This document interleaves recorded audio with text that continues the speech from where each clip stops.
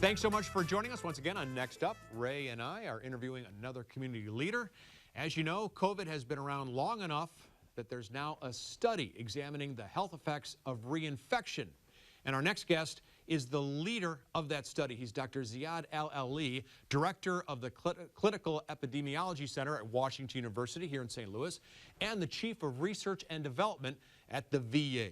Dr. Al-Aly, thank you very much for joining us on Next Up. Well, thank you for having me. Well, you have been in the Washington Post, NPR, CNN, all over the news. People are wondering about reinfection. You're the guy who's done the exhaustive study. And I think if I could just give a quick summary, it's that if you get reinfected, that's not a trivial matter, according to your findings. Well, absolutely not a trivial matter. So what we've done here is that we've analyzed data on about 40,000 people who had reinfection, meaning had more than one infection, and compared their data or their outcomes to people who had only one infection. Well, we found that people who had reinfection had a much higher risk of health outcomes in the first 30 days after reinfection and also in the long haul. So reinfection absolutely contributes additional risks of health outcomes, both in the acute phase, the first 30 days after you get COVID-19 or reinfected with COVID-19, and also in the long haul. That is such an interesting finding, because I think a lot of people feel, let me ask you, put it in the form of a question, Dr. Al-Aly, do people falsely have a sense of security that they are somehow more immune because they were infected once? Absolutely true. And this is actually what motivated us to do the study, because, you know, I started seeing patients coming back say, hey, doc, I'm vaccinated, I'm boosted, and I also got COVID like 2 or 3 months ago. So I had this air of invincibility about them that, oh, I've got COVID before, so I have natural immunity from COVID. I've got vaccinated, I had 2 doses, and now the booster, so I have vaccine-derived immunity. So this hybrid immunity is like super immunity. Some people refer to it as even super immunity. They're like, oh, it's gonna protect me. That's really the shield that's gonna protect me 100%. So they had this air of invincibility around them. We started asking the question, does it really matter for them if they got reinfected? Does reinfection in these patients really add risk? Or should they really go the extra mile and continue to protect themselves, continue to wear masks and try to observe, you know, some measures of protection to reduce the risk of reinfection? And what we found is absolutely, absolutely yes.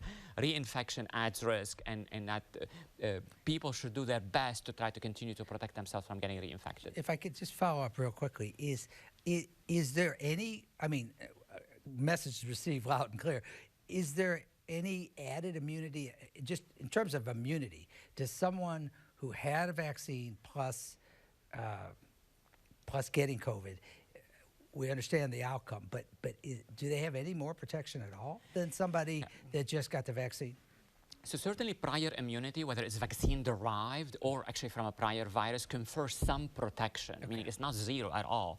But still, it's better to not get hit by a bus than having a milder hit. So a second infection might actually as well be milder, might be milder than a first infection, but it still contributes additional risk. And in some people, you know, if they dodged the bullet and then did not get long COVID in the very first infection, or did not get hospitalized or die from the very first infection, it's not necessarily the case that's going to be, you know, they're going to also dodge the bullet again with a second infection. So literally every infection we feel is almost like rolling the dice again. And maybe milder, you might get, you know, milder infection now, but you're still taking your chances again. And so the message is absolutely, absolutely, if it's for people to really try to protect themselves from being reinfected with SARS-CoV-2 or with COVID-19. And yet, if you take a look at the numbers right now, a lot of people are testing positive for COVID-19. They're getting infected for the first time, or they're reinfected. And the numbers are probably even higher because most people are taking the tests at home and they never report it to the county. So we don't really have a firm number of how many people have COVID, but just anecdotally, you go around your life, you find a lot of people have it. Yet, the hospitalizations are not that high. We had about 160,000 people in the hospitals with COVID in January. It's down to the 30,000s right now, correct? That's true. So what we now know is that a lot of people are getting reinfected, but luckily or fortunately, you know, the number of hospitalization has not really increased dramatically, you know, commensurate with the number of reinfection. And that's a good sign. That's a good sign that the natural immunity that people have built up from the Omicron surge, you know, back several months ago, and also vaccine-derived immunity in the number of people who have been vaccinated and boosted is protecting the population in general. But that's really not really push us into a sense of complacency or, oh, really, this is not a big deal. It's still a big deal. Getting reinfected is absolutely still a big deal. While on average, number of hospitalization is not really skyrocketing, again, for the reason that I just outlined, on an individual case-by-case basis, if you've dodged the bullet before, it does not mean necessarily you're going to dodge the bullet again. And really, to minimize one's risk and risk to your family and people around you, it's absolutely better to continue to protect yourself and reduce your risk of reinfection. If I could just jump in real quickly, I looked at the stats for the city of St. Louis today.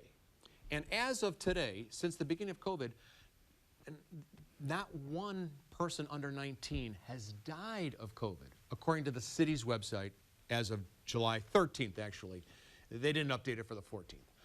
So my question is, I know a lot of people are talking about, oh, you have to be careful, especially watch the kids, and if you're under 5, you can get the vaccination right now. But how dangerous is this to the youngsters of our country, where in the city of St. Louis, not one death for someone under 19 years old?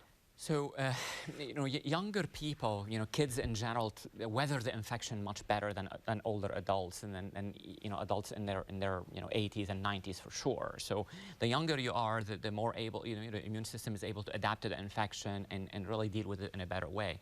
But it's not to say that the younger kids cannot fall severely ill and get hospitalized as a result of SARS-CoV-2 infection or COVID-19, or cannot even die from it, or also develop long COVID. So while the statistics in the city of St. Louis don't really show it, the risk is absolutely there. And the general recommendation is for kids to be vaccinated nowadays, and that protects against severe disease in the acute phase, and also reduce the risk of long-haul COVID or long COVID. And let's talk about long-haul COVID, because the last I heard, almost by definition, it's hard for the medical professionals to know, and the healthcare professionals or the public health officials to really be able to predict that, because we haven't had, it hasn't been enough time. Given your expertise and the added information you're getting, how long will it take us to really understand the severity and the dangers of long COVID? So we already estimate that the long COVID is anywhere between 4 to 7% of people who had COVID-19 in the United States. And that's really, some people look at these numbers and say, oh, these are single-digit percentages, but multiply that by the nearly 200 million people in the US who have COVID-19. That translates into millions and millions of people throughout the US who have long COVID. So we already know that this is really a national health crisis, and it really needs to be dealt with head on. There are a lot of things that we've learned about long COVID over the past couple of years, but a lot of things that remain to be understood and remain to be learned. I think there needs to be greater realization on a national level that this is really a significant public health crisis, and we need to marshal resources to make sure we understand long COVID better. And most importantly, what we hear from long COVID patients throughout the nation, not only in St. Louis, but everywhere, that they're really crying and screaming for treatments yesterday, not today. They're hurting in their beds, they're hurting at home. Some of them are incapacitated with extreme fatigue, disabling fatigue or brain fog. They lost their jobs, they cannot function, they cannot really do their jobs. These patients are crying for help and needing treatment yesterday, not today. So there's really some sense of urgency to really understand the problem for what it is. It is a national health crisis. This is really the pandemic after the pandemic. When this whole brouhaha about COVID recedes, and COVID is no longer a pandemic and goes into epidemic state or sort of a more controlled state of infections and evolution, we're going to be left with the legacy of COVID, and that is long COVID. And long COVID arguably is really the legacy that's going to remain for a long, long time, because what we also know about long COVID right now is that it's not only brain fog and fatigue, and those things could be reversible with time, but it also can induce states of diabetes, kidney disease, heart disease. Those diseases are manageable, but they're absolutely not curable. They will stick with people for a lifetime. So people will be scarred for a lifetime by the consequences of having COVID-19 infection, having had long COVID. Now, you were quoted in the Washington Post this week saying that right now we're kind of in the wild, wild west in the United States when it comes to COVID. You're kind of on your own. The government's not really doing much of anything. Don't even have to wear a mask on an airplane. The topics of discussion these days are Ukraine and the price of gasoline, and COVID's really on the back burner. Do you think that officials at the county or state or federal level should be doing more now than they currently are? I personally think that they definitely should be doing more, and I think that we sort of transferred responsibility over the past several months from sort of the public health, sort of a responsibility of protecting people, protecting citizens, to individual responsibility. What that really does is sort of really almost divides us into two segments of society. Those people who can afford to protect themselves, can afford to work at home, they have virtual jobs or they have jobs that are flexible, can afford to work from home, or can afford to really wear a mask and do all those protections. And those people who are not, the vulnerable people who go to the grocery store exposed to other people, and whether immunocompromised, people with cancer, or people, frankly, who don't have jobs that afford them the ability to really mask up and all of that. And I think that's going to really further sort of create even more disparities that we've seen with COVID-19. I do think that it is the responsibility of public health system to really protect the people. And we know that the pandemic is still here. The pandemic is not over yet. But yet we sort of behave as if it's all behind us and we moved on. No masking mandates, no nothing. I mean, there's really zero protection right now. We transfer all of that to individual responsibility.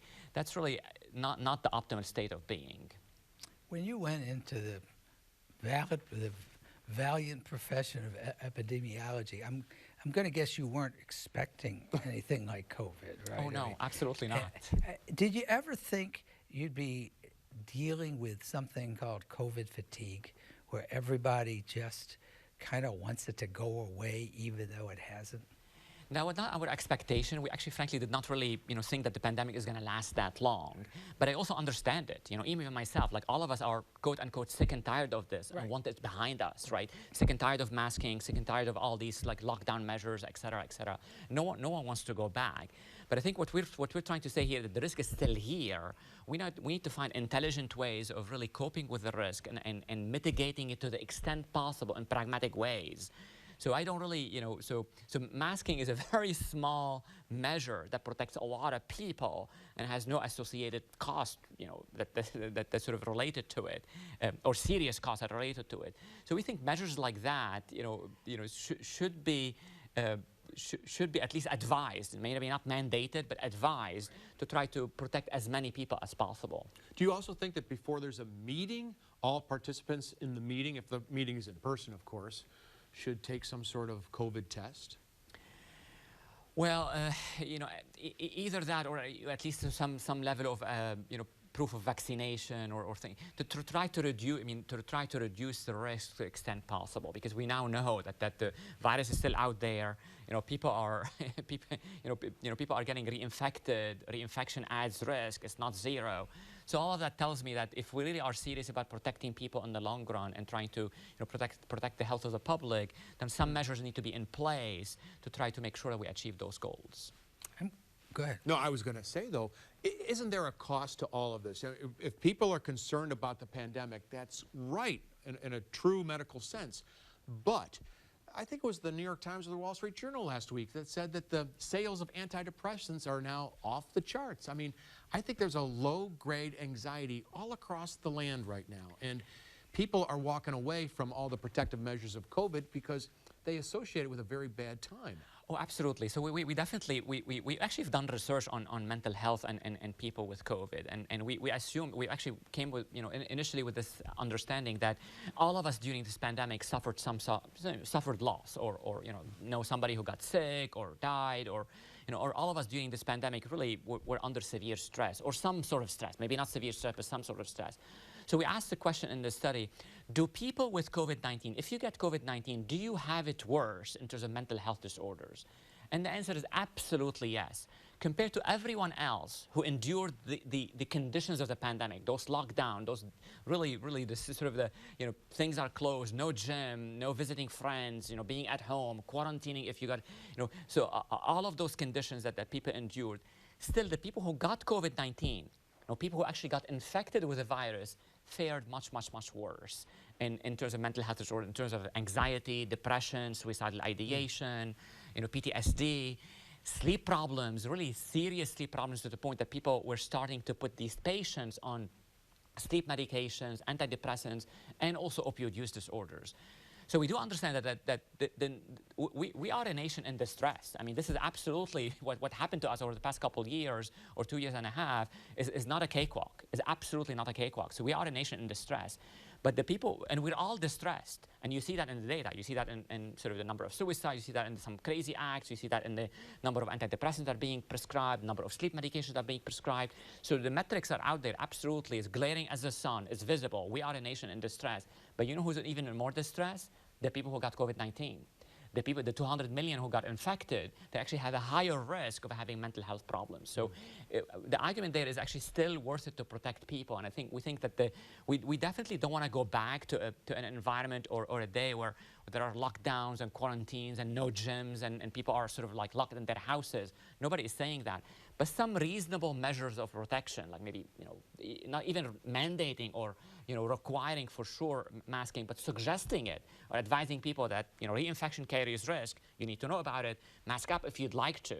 Offering the people that option, I think is definitely wise and important. When you epidemiologists talk among yourselves, how high is the frustration level, if you can comment on it, with the politicization, again, in any respect, and the continued kind of inability of America as a nation, as a people, to come together somehow and not have conflict about this? Enormous frustration, and we think sort of one of the reasons like America has generally failed in its response to the pandemic is exactly the politicization of this. And it's actually the virus does not know blue and red. The virus is indiscriminately hitting all of us, whether you're blue or red, whichever party you belong to or way of thinking you belong to. The virus indiscriminately hit all of us. But it was politicized and that carries through in the pandemic. And as a result, really has caused us to live a suboptimal public health response in general. I mean, after all, if we're talking about the pandemic, we're talking about COVID and long COVID, we need to remember there are 1 million people who died, and a lot of them, more than 300,000 of them, didn't need to die if they had been vaccinated. And that's really an important statistic for people to remember. And so there's certainly, this is a massive failure of our public health response that creates a lot of frustration. If someone is double vaccinated and boosted, I'm thinking of someone in particular, should that person wait to the fall to get a second booster when people start going indoors more, or get one now? No, if they qualify for a booster now, depending on their schedule, depending on when they got their third dose or that booster, if they qualify for it now, definitely, absolutely get it now. Don't wait for the fall. But will it cover all these new subvariants? No, so the current vaccines are really designed for the original strain. However, even if a person is due for a vaccine now, and they're really in the window where they could get reinfected, and the best thing they can do for themselves is to try to protect themselves now and not wait until the fall. Maybe come fall, when there are new vaccines available that cover BA5 or BA4, they can then take another dose. So the recommendation is absolutely, if you are due for a vaccine now, in July or August, don't wait until October or November. Get it in July or August. Get it now to protect yourself now. Because the numbers are surging. I mean, we just talked about reinfection, and the number are going up. And then, yes, hospitalization, luckily or unfortunately, fortunately, has not really climbed dramatically high now. But there's no guarantee that this isn't going to be the case in 2, 3, 4, 5, 6 weeks. So absolutely, if you're in the window to receive a booster, absolutely get it now. For all your efforts, your profession, I really think, and I speak for myself, I think there's a lot of confusion right now as to what the rules are. In other words, I had my fourth, after in fact one of your colleagues at Washington shamed me on the air to get it because I hadn't done it. But for example, for kids under 18 or under 16, are we to the point where they should have a fourth one or just a third one? I think there's a lot. I guess, let me make this more concise.